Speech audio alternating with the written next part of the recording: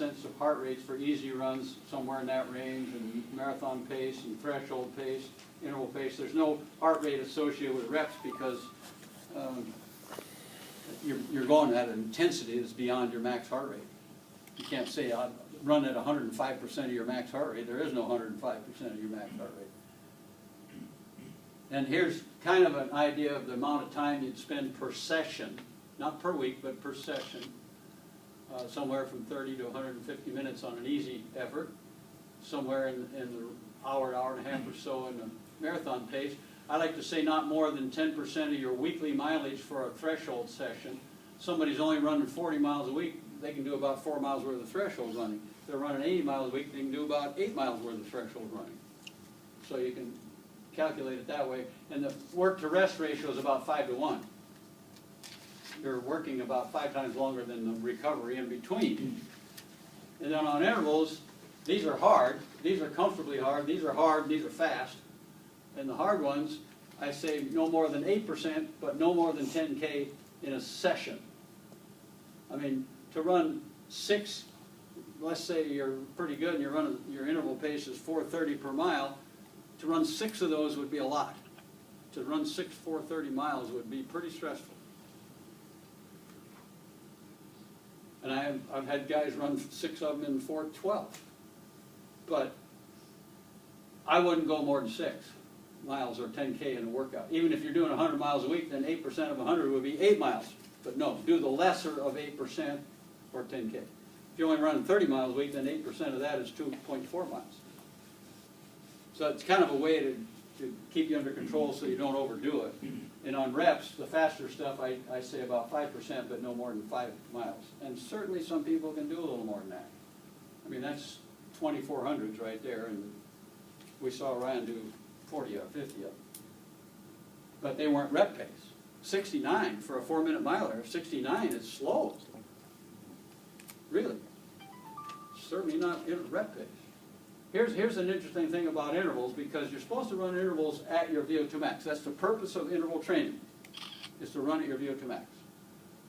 So let's say you're going to do some 5-minute runs at your VO2 max, and your VO2 max is associated with a 6-minute mile pace. Okay? You start running, and it takes about 2 minutes to get up to your VO2 max. So you'll spend 3 minutes at your max if you run a 5-minute run at that speed. Okay? Supposing you're going to do 5 of these 5-minute runs, and the first one you run at 5:40, which costs more than your max, so your VO2 will go up and level off at your max, and you get 3 minutes at your max, even though you're running faster than your max. You'll only get 3 minutes at your max, but you hurt a lot more. And if you're going to do 5 of these, the first one might be 5:40, too fast, you get 3 minutes. Second one, you might make it at 6 minutes, you get 3 more minutes. The third and fourth and fifth ones may now be 6:20 because you're hurting so bad from this first one too fast that you go up and you level off at the cost of a 6:20 pace and you get no time at your max. Great workout. You got 6 total minutes at your max with 5-minute runs. If you'd have run them all at 6 minutes, you would have gotten 15 minutes at your max.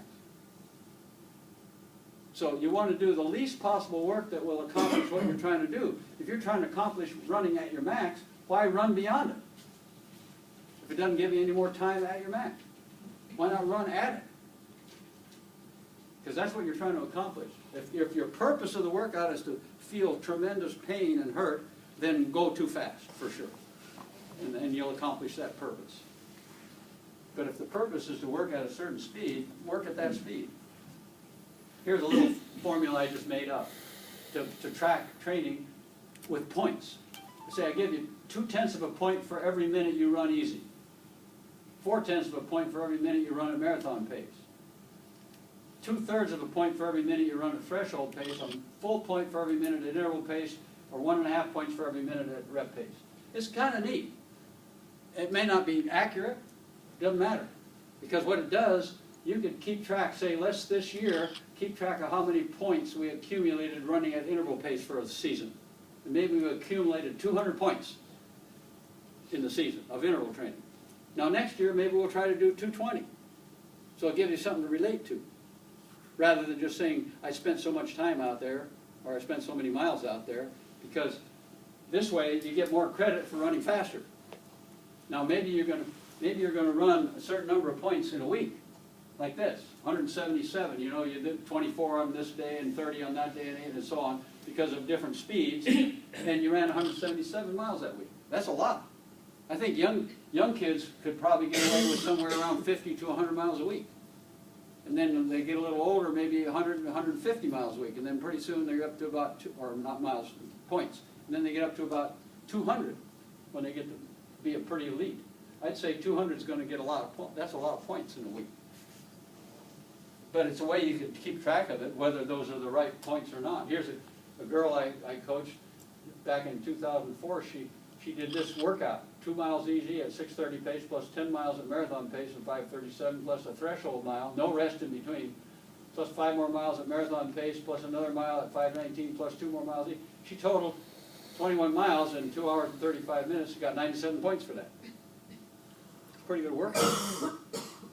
She's gotten even better. She's run 2:26 marathon, and outstanding because she's 38 years old and just ran a 15-14 5K about 5 weeks ago.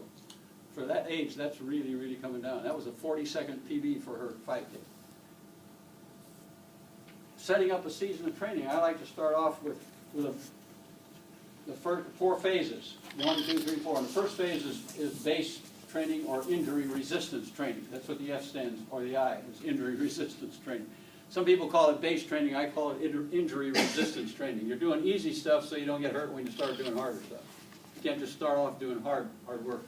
And then I go to the second phase, which is initial quality, preparing for what's ahead, and then the transition quality, and then the final quality. I'll show what that looks like in a season, something like this, where the first phase is the injury prevention, and then the initial quality, transition, and final. And when I look at a season, however long it may be, if I can divide it into 4 phases, if I've got enough time to do that, I'll look at this phase first, phase 1. What do I want to have this person do? What have they been doing before I even took over? Then, I mean, maybe they've been gone for the summer, and I'm seeing them again in the fall for a new semester of school or something like that. So they might have done something all summer, or they might not have. And then, after I look at this and decide what to do, I'll look at this second. Because this is when they're going to race the most.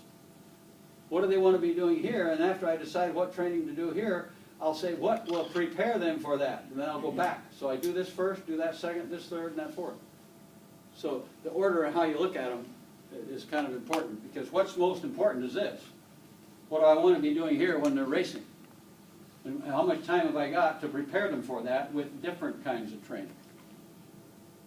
And there's an example, for instance, if you're going to race at sea level, you better be at sea level during this time. If you're going to race at altitude, you better be at altitude at this time. If you're going to race halfway around the world, you better be in that time zone at this time. What you do in that final phase is very important. Weather, location, altitude. And then you work back from that. I personally, for just most like cross-country runners, I like to do easy running, and then I like to go to some rep stuff just to get some turnover going, and then I go to the hard stuff, which is intervals. This is the hard stuff. And then you back off to do the good races. And if you're going to do any altitude training, I'd rather do it over in here. Unless the race is at altitude, then you got to do it over here. But I don't think you want to be at altitude during the final phases. You want to be under the conditions where you're going to race. It might be heat, and altitude doesn't have heat, and it certainly doesn't have humidity. Another way to look at it, if I want a 24-week schedule with 6 weeks in each phase, I might say, okay, I only got 23 weeks. So where do I cut one out? I cut it out right there. There's 24. I think I can do it 5 weeks in that final phase.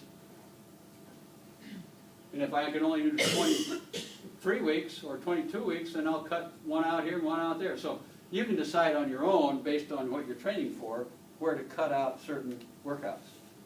And in a given week, we have a quality session 2, quality session 3, maybe Monday, Wednesday, Saturday, something like that.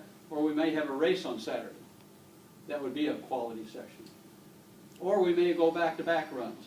And that works very well too, back-to-back runs. Our hardest workout on a Tuesday and a not-so-hard one Wednesday, what it does, it tempers the enthusiasm of them to overdo the Tuesday workout. You know, if you're going to do 6 times 1,000 at 320 and they want to do them at 315 to show you they're in better shape,